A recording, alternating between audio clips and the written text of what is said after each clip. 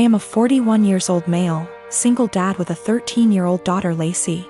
My wife died in childbirth and it's just been me and Lacey all her life.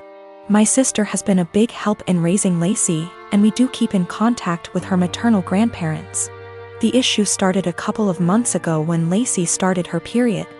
I knew this day would come, so I spoke to my sister, my female best friend and my mother-in-law to be well prepared. I gave her the talk with her grandmother and aunt there. I buy her pads and tampons. I even have Midol and heating pads ready for Lacey when she needs them. The problem began when I began to notice a smell coming from Lacey's room. I went in to investigate and found pads and tampons openly disposed of in her wastebasket. I checked her bathroom and it was worse. She had her blood-stained undergarments in the tub. I took out her trash and did my best to get rid of the smell, but I didn't know what to do with the underwear in the tub. Later, I noticed bloodstains on the couch. It took a while of cleaning, but I got them out. I figured that was the end of that. It happened again last month, when I noticed Lacey's room was stinking again. And I saw she didn't even wash the underwear from before. The bathroom was unbearable at this point. Then earlier this week, I saw bloodstains on the couch again. I sat Lacey down and told her that she had to learn to properly dispose of her feminine hygiene products and wash her underwear, as the smell was becoming too much. And to be careful of getting bloodstains on the couch or anywhere she sits. I also noticed her sheets had a lot of bloodstains and brought this up too. I also let her know that it was okay to get blood on things as long as she washed them. And I wouldn't be upset if I saw her bloodstained items being washed. Lacey immediately blew up at me saying that periods aren't gross and that I was period shaming, and that I needed to educate myself on menstruation. I then got texts from my sister and mother-in-law scolding me for making Lacey feel ashamed of her bodily functions. But I honestly wasn't trying to convey that periods are gross. I was trying to convey that her hygiene needed to be addressed and that the smell was becoming unbearable. I just wanted to make sure that Lacey knew how to properly dispose of pads and tampons without it smelling, and that I wouldn't be annoyed if she washed her blood-stained items. We have washed the sheets with hydrogen peroxide and purchased some OxyClean for future instances should we need it. I have asked her aunt and grandmother about, and they'll be able to give her more info as different hygiene products she can use. My wife, Irene, is very fit. She likes working out and has a proper exercise regime, etc. She believes that if she feels good, she looks good, and she feels good working out, so who am I to stop her? My brother, Will, spent the latter half of last year going through a messy divorce and now needs a place to stay. Though my brother and I aren't very close, I figured he would only stay with us for a couple weeks until he got back on his feet. Will is a typical gym rat. He's always on a very strict diet, always working out and bragging about his gains. I've worked out with him a few times and he's a little obnoxious. He's always mad at you if you don't work at his pace and is always trying to correct your form. He's a pretty fit and muscular guy, but I don't like to exercise with him. Will has been pushing Irene to work out with him because, according to him, she won't be able to keep up with him. Irene mostly just shrugs him off with a laugh and tells him she would love to work out with him. Irene works out in the mornings, 3 times a week, and then does a run in the evening. But she's been busy this past week and hasn't been able to stick to her usual schedule. Will thinks that she's making excuses because she doesn't want to be embarrassed by him. Again, Irene just laughs him off. About 2 days ago, Irene and Will went on an early morning run. I didn't go with them, but the first thing I heard when Will entered the house was, "The only reason I couldn't keep up with you, Irene, is because you were sweating too much." I found this extremely comical, and kinda just laughed him off. Irene rolled her eyes and went to take a shower, so I thought that the conversation would die. However, Will just kept bringing up my wife's sweat. My wife went to work and he told her to make sure she doesn't sweat through her clothes, or when she called me in the middle of day. He yelled, "Tell the sweaty." I said hi. Of course, the comment aggravated me and I told him to knock it off and stop acting like a child. I thought that was the end of it, but he just kept going. By the end of the day, I was tired of his comments, but Irene seemed rather unfazed by them. When she served him food, He made a comment about her sweating into the food. At this point, I was at my wit's end and I told him to stop acting like a sore, slow, referring to his running pace, loser, and eat his food. Will, of course, got angry and said the only reason he was going slower than usual was because he was distracted by my wife's unhygienic sweat. Irene looked a bit offended by this, and I told Will that I would kick him out if he made another comment like that. He's been super pissed ever since. I jokingly told this story to a mutual friend and they agreed with Will. Maybe I shouldn't be so harsh.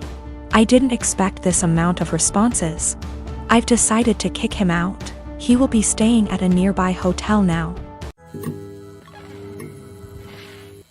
I have 3 siblings between the ages of 10 and 18. I'm the oldest, fourth at 25.